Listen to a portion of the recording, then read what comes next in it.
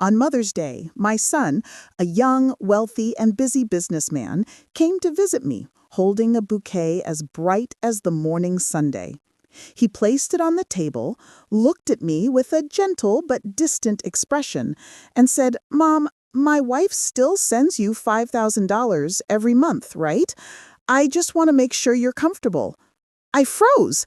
My heart started pounding. $5,000? For the past 8 months, I'd been living on food packages from the church and small donations from kind neighbors. I whispered, my voice trembling, "Son, the church is helping me get by." He stared at me, the smile vanishing from his lips. And then my daughter-in-law appeared, radiant in a silk dress, shiny high heels, and a cloud of expensive perfume that drifted through the room like mockery. Her smile was dazzling, but her eyes were colder than any winter I've ever known. She didn't realize that on that very day, the last light of her elegance would fade forever. If you're still listening, tell me where you're watching from. Every comment you leave is another mark in this journey. And if this story has touched you, don't forget to hit like so it can reach even further. My name is Margaret Hayes, a 67-year-old widow living alone in a small house on the outskirts of Dallas, Texas. This house used to be filled with laughter, the place where my husband and I raised our only son, David. After my husband passed away from a heart attack 10 years ago, I learned to slow down, tending my garden, cooking, occasionally teaching Bible classes at St. Mary's Church down the street. I didn't have much, but it was enough until old age came knocking and everything grew more expensive with each passing day. David, the boy I once carried in my arms, is now a millionaire at 38. He owns a chain of tech companies, drives a brand new Tesla, and lives in a mansion in Park Cities, where the annual property tax alone equals what I've earned in my entire life. I was proud of him, of course. I raised him with these hands, believing he would grow into a good, kind, and grateful man. So when he walked into my house that afternoon, sunlight spilling across his tired but handsome face, my heart warmed until he spoke. "Mom, my wife still sends you $5,000 every month, right?" It felt like someone had sucked the air out of the room. My heart pounded against my ribs and my fingers clenched the corner of my old apron. I tried to smile, but my lips were dry as dust. "5,000, I repeated, my voice catching. "Son, the church is helping me survive." David's eyes widened, his smile dissolving. He glanced toward the woman who had just entered, Clara, his wife, in a pearl-cold silk dress and shimmering silver heels. The scent of Chanel No. 5 filled my small living room, overpowering the smell of the apple pie I had just baked to welcome my son. Clara smiled lightly, a smile that could melt a room if it weren't so cold. "Oh, Mother, you must have forgotten," she said sweetly, her voice like honey over ice. "I stop by every month to bring the money, remember?" I looked at her calmly. "If you did bring it, then it must have gotten lost somewhere," I said, barely above a whisper. The room fell silent. I could hear the ticking of the wall clock, the hum of cars outside, and the pounding of my own heart. David looked between us, between the gray-haired mother in her apron and the glamorous wife in her designer dress, his brow furrowed. "Clara, you have been bringing the money, right?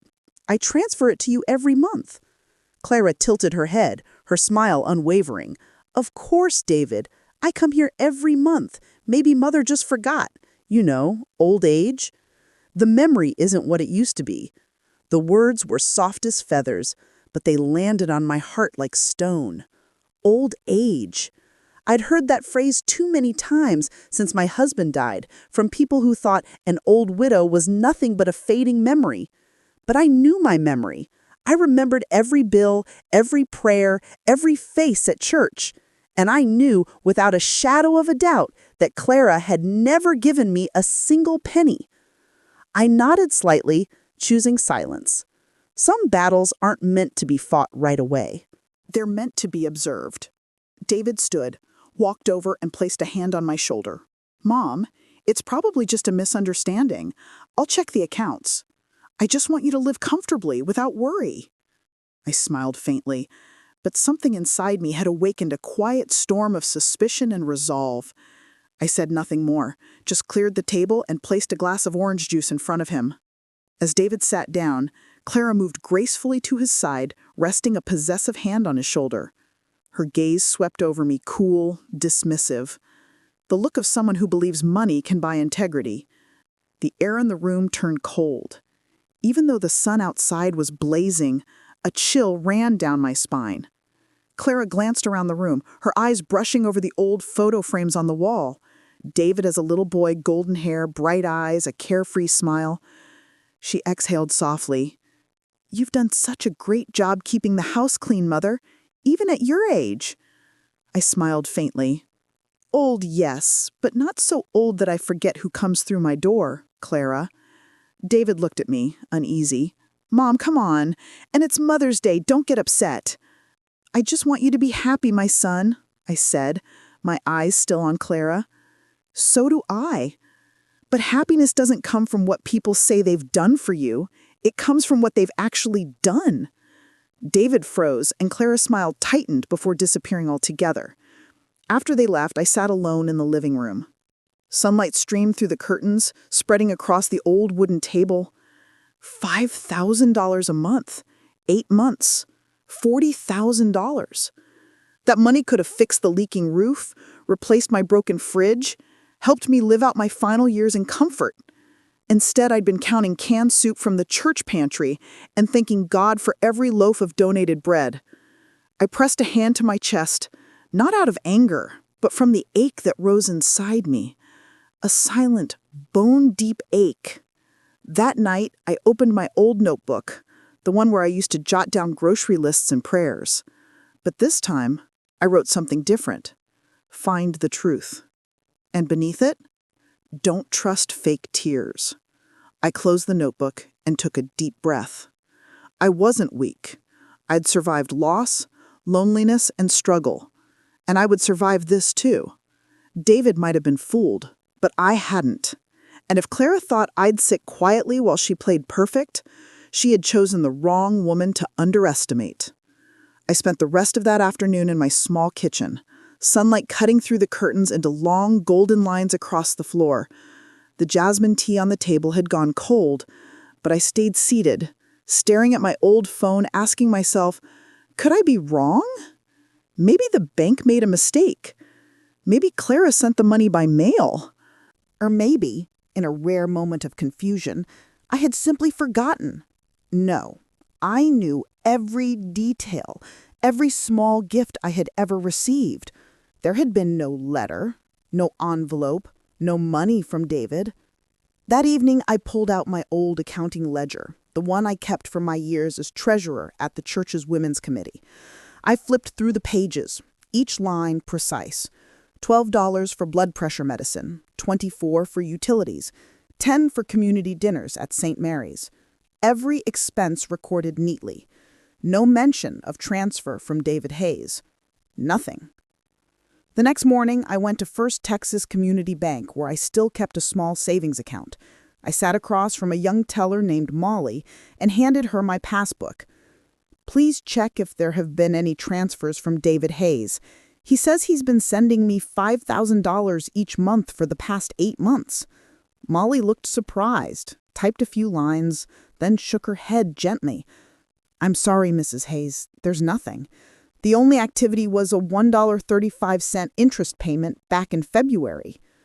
I nodded, thanked her, and stood up. Outside, the Texas morning wind swept through my gray hair. I stood on the sidewalk, feeling as if a stone had fallen straight through my chest. No transfers, no envelopes, no letters, nothing. For 8 months, I had clipped coupons from the local paper, bought canned soup instead of fresh vegetables, and quietly thanked God every time the church delivered food. I was used to eating alone, counting change before heading to the store, but never Not once had I imagined that behind my son's silence was a lie. I went home, set my purse down, and sat motionless. The ticking of the wall clock filled the house. The wedding gift my husband had given me 40 years ago. Each slow-moving minute hand seemed to whisper, "The truth is coming." That afternoon, I went to St. Mary's Church, as usual. Reverend Cole, who'd known me for over 20 years, saw me sitting quietly in the last pew after the service.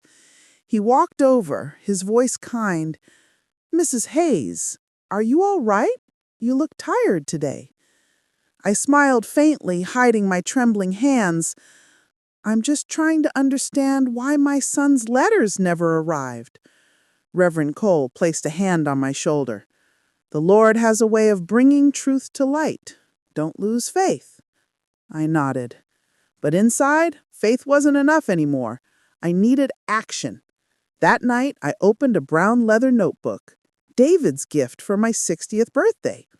On the first page, instead of a prayer, I wrote, "If they're lying, I'll make them tell the truth through the law." I pressed the pen hard into the paper. Under the lamp, the words glowed like a vow. From that day forward, I began documenting everything. Every time Clara visited, I noted the date, time, and her exact words. Thursday, June 14th. Clara stopped by with a cake. Said the money's been sent. Maybe the bank's delayed. No envelope. No proof. Saturday, July 12th. Called. Said she couldn't come because of a charity meeting. I heard restaurant music in the background. Line by line, I recorded it all. No anger, no hatred, just the precision of someone who had spent a lifetime balancing numbers, knowing they never lie. The weeks that followed, Clara kept visiting. Always flawless. Designer dresses, expensive handbags, sparkling heels. Each time, she brought a small gift. Flowers, cookies, sometimes scented candles, but never an envelope. One afternoon in August, while I was watering the garden, her white Mercedes pulled into the driveway. Clara stepped out, radiant as ever, holding a bunch of lavender. "I brought you some flowers to help you relax," she said sweetly. "Stress isn't good for the memory." I set the watering can down and wiped my hands on my apron. "My memory's just fine, Clara. Fine enough to remember that the last time you brought me money was never." Her face twitched, but she quickly recovered with a bright smile. "Oh, Mother, you must be mistaken. I've been sending it. Your bank must be at fault." I smiled and began arranging the flowers. "Maybe, but I already asked the bank. They said nothing's come through for 8 months." Silence. Even the sparrows on the fence stopped chirping. Clara fidgeted with her necklace. "I'll double check," she said quickly, then hurried back to her car, leaving behind the scent of expensive perfume. I stood there watching the car disappear, a mix of bitterness and clarity filling my chest. She had lied, and now she knew that I knew. That evening, I wrote, "Clara, August 22nd. Lied, nervous, left early." Each line felt like a hammer striking the hurt inside me. I was no longer the frail mother praying in silence. I was Margaret Hayes, the woman who had survived loss, debt, and empty promises. And I would survive once more to reclaim the truth. In the weeks that followed, I contacted David's bank, pretending to ask about family gift transfers. They couldn't share private information, but one kind employee hinted, if funds were transferred, they have to land in an account under your name. If you never received them, someone might have used a different account in your name. The words sent a chill down my spine. Another account bearing my name, but not mine. I closed my notebook and exhaled deeply. I knew what I was up against. Clara was smart, charming, manipulative, even capable of bending her husband to her will. But I'd been an accountant for 3 companies. I'd managed thousands of dollars without losing a cent. If someone dared to forge my name, I would find them. That night, I reread every note I had written. The lamplight glowed over my shaky yet steady handwriting. Between the lines, I could almost see my husband's face. He used to say, "Margaret, if someone underestimates you, don't shout. Let them hear the sound of the truth instead." I closed the notebook, feeling a strange calm. The next morning, I went back to church carrying a small envelope filled with copies of my notes. I handed it to Reverend Cole and said softly, "Father, if one day I can't come to service, please keep this safe for me." He looked worried. "Margaret, what are you doing?" I smiled gently but firmly. "I'm just preparing for the truth to be heard." As I walked home, my heart felt lighter, as if an invisible weight had been lifted. I knew the road ahead would be long. There would be tears, pain, and betrayal. But I wasn't afraid anymore. I would get back every single $5,000 they took from me. But more than that, I would reclaim the respect they thought I'd lost with age. As the sun set behind the old oak trees, I sat on my porch, gazing at the burning red horizon. In that golden light, I whispered, "Clara, you picked the wrong woman to fool, and this old mother still has a few lessons left to teach you." I smiled faintly, closed my notebook, and wrote one last line at the bottom of the page. "The first step toward justice is memory." And in the Texas dusk, I knew my fight had just begun. That morning, the Texas air was warmer than usual. The wind carried the scent of dry grass and jasmine from the vine I'd planted behind the porch. I was trimming my lavender bushes when I heard the low, smooth sound of an expensive engine approaching. The crunch of tires on the gravel driveway made my heart tighten slightly. A brand new silver Lexus stopped at the gate, its polished paint gleaming so brightly I had to squint. The door opened and Clara stepped out, stunning as if she just walked out of a fashion magazine. She wore a cream linen dress, oversized sunglasses, and mirror-shiny heels. In her right hand, she carried a large gift basket wrapped with a golden ribbon. She smiled, her voice sweet as honey layered over steel. "Mother, I brought you a little something. David's been in meetings all morning, so I came in his place." I wiped my hands on my apron and watched her climb the porch steps. "How thoughtful! You two must be very busy," I said softly, without smiling. Clara's gaze wandered across the garden as she exhaled. "Oh my, your garden is still as beautiful as ever. I don't know how you manage it all by yourself." "With these hands and a little patience," I replied, tucking my shears into the potting soil. A moment later, she placed the basket on the patio table. Fancy cookies, a jar of orange marmalade, and a small bottle of wine, all neatly wrapped, but lacking any real warmth. I knew that kind of gift. Expensive, pretty, and empty. I sat down in the wooden chair, poured 2 glasses of iced tea, and looked her straight in the eye. "Clara, let me ask you something. Where's this month's money, the $5,000 you said you'd bring over?" For a split second, her smile froze, barely noticeable, like a passing cloud. Then she laughed, a sharp, hollow sound like glass tapping glass. "Oh, Mother, I must have left it in the car." Her voice pitched slightly higher as she fidgeted with the glass of tea without drinking it. I glanced toward the driveway, where the Lexus gleamed under the sunday. The reflection off the hood highlighted every smooth curve of the car. A brand new vehicle with temporary plates. Clearly a recent purchase.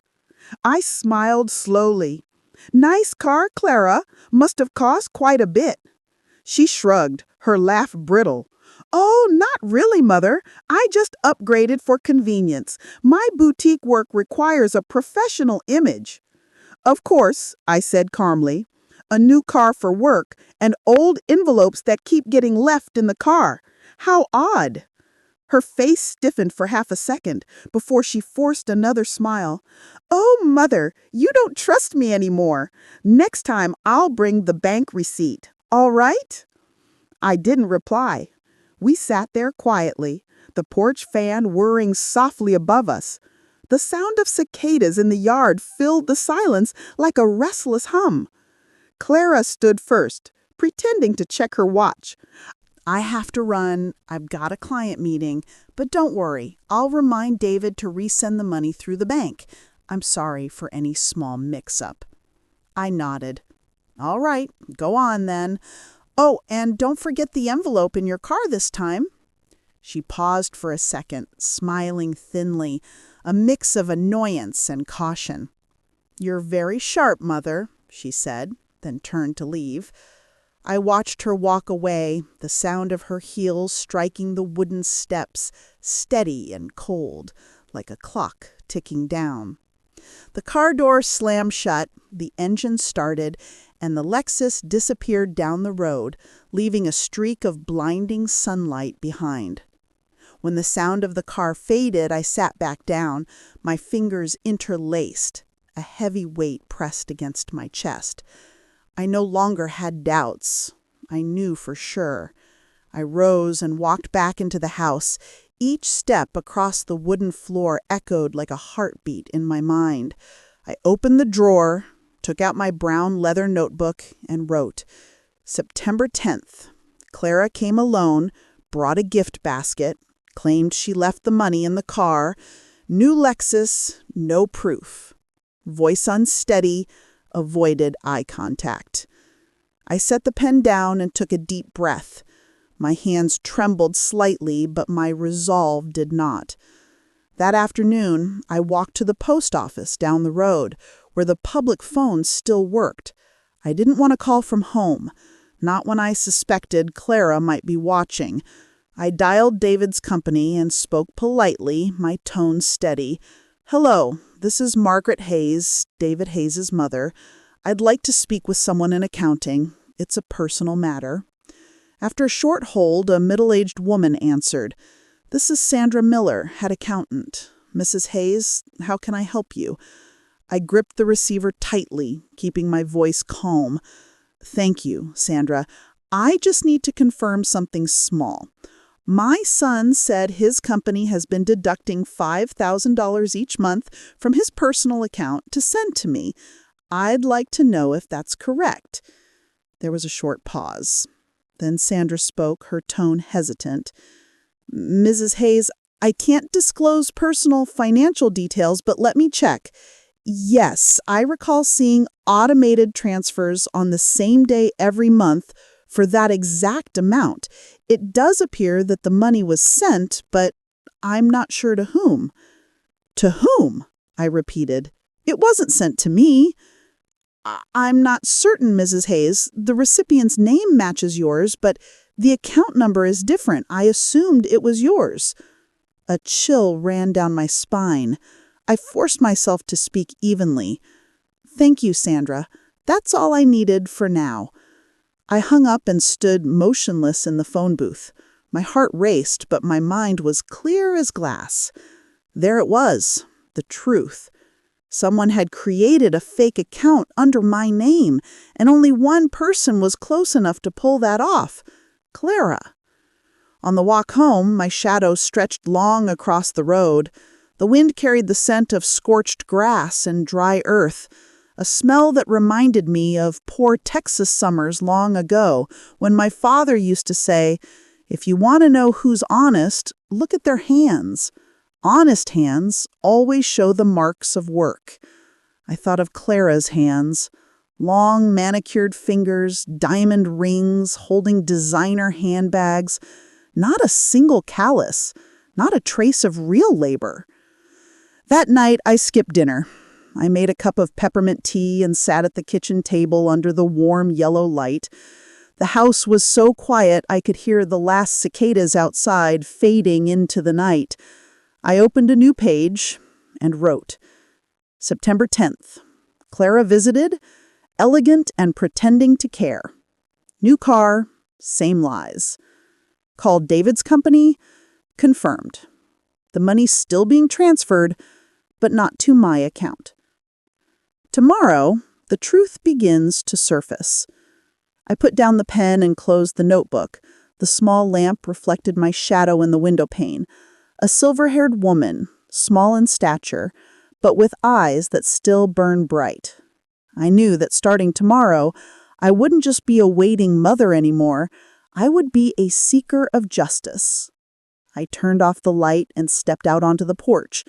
The night breeze carried the scent of jasmine and damp wood. In the corner of the garden, moonlight fell on the old wooden bench where my husband and I used to sit and talk.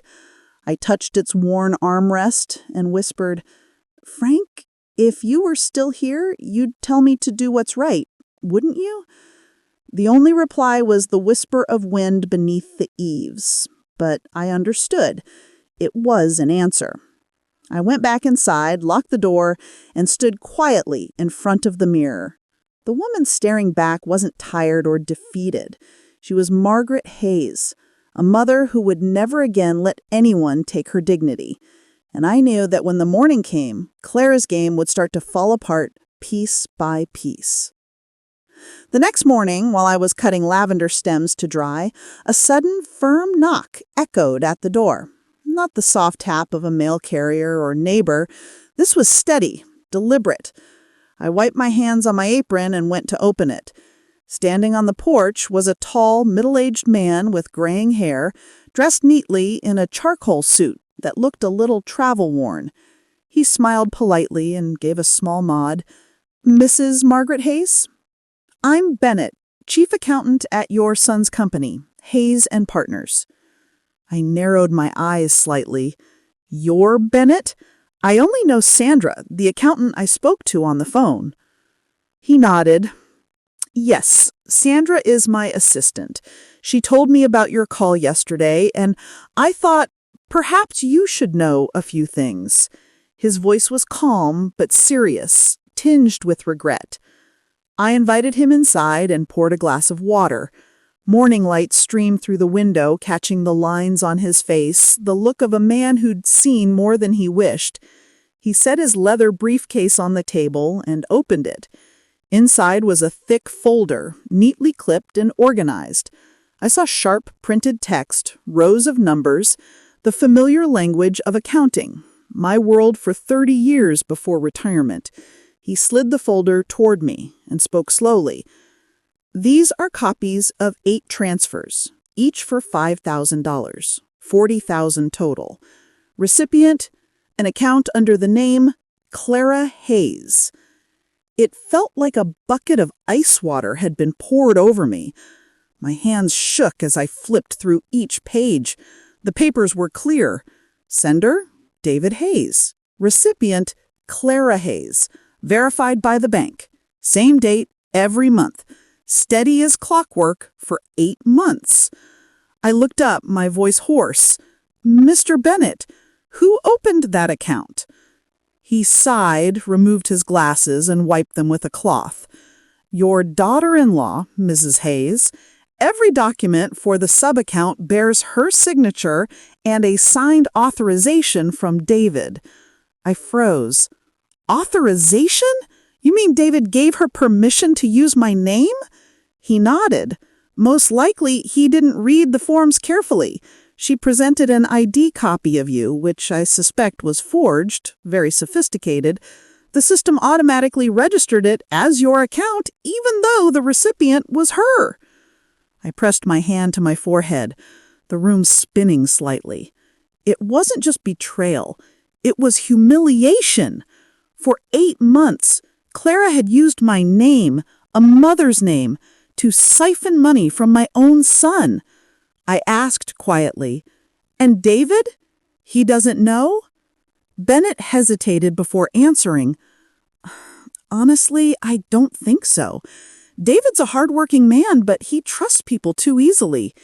He lets Clara handle most of the paperwork, and she's also been using the company credit card for personal expenses." I stared at him. The company card? Yes, the corporate credit card of Hayes and Partners. Supposed to be for client entertainment and business expenses, but recently we found irregular charges. Spa visits, jewelry, clothing, even first-class flights to New York. Over $30,000 in just 3 months. I sat in silence. The words spa, jewelry, flights echoed in my head like a hammer striking metal. I turned to look out the window. The morning sun glowed over the wooden bench where Clara and I once sat, drinking tea while she chatted about her work. I remember her voice that day. "Mother, David's so busy. I handle everything for him." Now I knew everything meant every dollar. I turned back to Bennett, my voice raspy but firm. "Mr. Bennett, if I want to expose this, will you help me?" He met my gaze, his gray-blue eyes steady. "Mrs. Hayes, I believe in justice, but I also believe in evidence. We need to prepare carefully, otherwise she'll twist the narrative and turn David against you. Clara is not an easy opponent." I nodded. "I know. I've seen her do it before, smiling while she lies." Bennett gave a faint, grim smile. "I'll help, but give me time to gather everything. I need to pull all transaction histories, related documents, and secure written confirmation from the bank that the account isn't yours. It'll take a few days, but I promise we'll have the truth." I looked at him, and in his eyes I saw something I hadn't seen in anyone for a long time. Integrity. "Thank you, Mr. Bennett," I said softly. "You have no idea how much this means to me." He closed the folder and stood. "I'm just doing what's right, Mrs. Hayes, and I'm sorry to say this, but cases like yours happen more often than you'd think. Many people are betrayed by those closest to them." I nodded, my eyes landing on a framed family photo on the wall. David, at 10 years old, grinning beside his father. I remembered that day clearly. It had rained lightly, and my husband had said, "Teach him to tell the difference between good men and smooth talkers, Maggie. They often wear the same smile." Bennett left afterward, leaving me alone with the stack of papers on the table. The door clicked shut, and the house went quiet again. I stared at the thick file, every transfer line spelled out, each one a piece of evidence of betrayal. I carefully placed everything into a small metal box and slid it under the cabinet. When I turned the key, it felt like I was locking another door, the last door of my trust. As afternoon faded, sunlight spilled across the porch and lit up my gray hair. I brewed a cup of black tea, sat at the kitchen table, and looked out at the garden, where the lavender swayed gently in the wind. Everything looked peaceful, but inside me, a quiet fire burned. I took out my notebook, opened to a fresh page, and wrote slowly but firmly, September 11th. Mr. Bennett came, brought records of 8 transfers, $5,000 each month, to an account under the name Clara Hayes. Clara is also using the company card for personal spending. David was deceived, not just my money, but his too. I have an ally. The fight begins. I set the pen down and looked toward the window. Outside, the sky burned red, like a streak of fire slashing across the clouds. In a low, steady voice, I said, "Clara, you forgot. I worked as an accountant for 40 years. I can read lies and numbers, and this time the numbers will speak for me." I closed the notebook, feeling lighter. For the first time in months, I didn't feel alone. There was someone, a witness, willing to stand with me. That night, I slept better than usual. The crickets in the yard sounded like a steady count of hope. In my dream, I saw Bennett standing in a white light, holding up the file, while Clara backed away, her face shaken as each secret peeled back. And when I woke, I knew I was no longer a victim. I was the one setting the truth in motion. 3 days later, with every fact in my head lined up as neatly as rows on a balance sheet, I decided to act. I called David. My son's voice was warm and familiar, but I heard a hint of exhaustion. "Mom, I'm sorry, I've been swamped lately. Clara says she's been visiting you regularly, right?" I smiled and kept my tone light. She has, son. Clara's very thoughtful.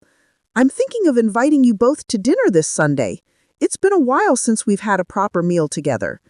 David agreed happily, never noticing the thin wire hidden in that invitation. I spent all Sunday morning preparing, not because I wanted a perfect dinner, but because I wanted it to feel completely ordinary. Honey roasted chicken, mashed potatoes, apple walnut salad, and apple pie, David's childhood favorites. I polished my late husband's old silverware and set the dining table with soft candlelight. Everything was arranged carefully, warm, sincere, and just enough to make a liar let down her guard. When the clock struck 6, I heard a familiar engine at the gate. A gleaming silver Lexus slid into the driveway.